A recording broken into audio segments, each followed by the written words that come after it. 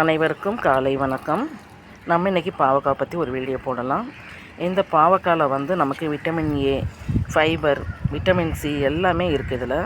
இதை நம்ம எப்படி யூஸ் பண்ணும்பொழுதுனா, நமக்கு சுகர் வரும்பொழுது இந்த இலையை கூட அரைச்சோ இல்லை கொதிக்க வச்சோ நம்ம குடிக்கலாம். பாவக்காய் ரெகுலராக எடுக்கும்பொழுது ஆன்டி ஆக்ஷன் இருக்கிறதுனால இதில் நமக்கு ஜீரண சக்தி, நம்ம உடம்புக்கு வேண்டிய எல்லா எதிர்ப்பு சக்திகளும் இதில் கிடைக்கிது.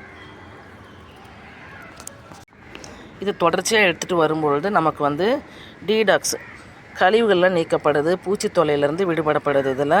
அதே மாதிரி ஃபைபர் கண்டெய்னர் நிறையா இருக்கிறதுனால இது வெயிட் லாஸும் நிறையா. இதில் மாவு சத்து ரொம்ப கம்மி, நார் சத்து தான் அதிகமாக இருக்குது இந்த பாவக்காயில். அதனால் தொடர்ச்சியாக இந்த பாவக்காய் எடுத்துகிட்டு வரும்போது நம்ம சுகர் கண்டிப்பாக கண்ட்ரோல் ஆகும். சுகர் ஆரம்ப நிலையில் இருக்கும்போது மாத்திரையே எடுக்காமல் கண்ட்ரோல் பண்ணிடலாம், கண்ட்ரோலை க்யூர் பண்ணிடலாம்.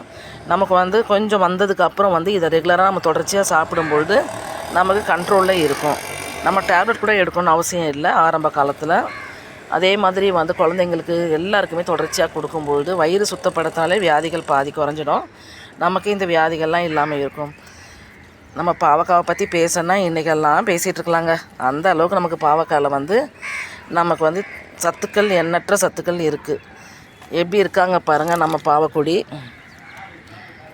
கொஞ்சம் மெயின்டெனன்ஸ் கம்மி தான். இன்னும் மெயின்டெனன்ஸ் நல்லா பண்ணியிருந்தால் இன்னும் நிறைய காய்கள் கொடுத்துருப்பாங்க.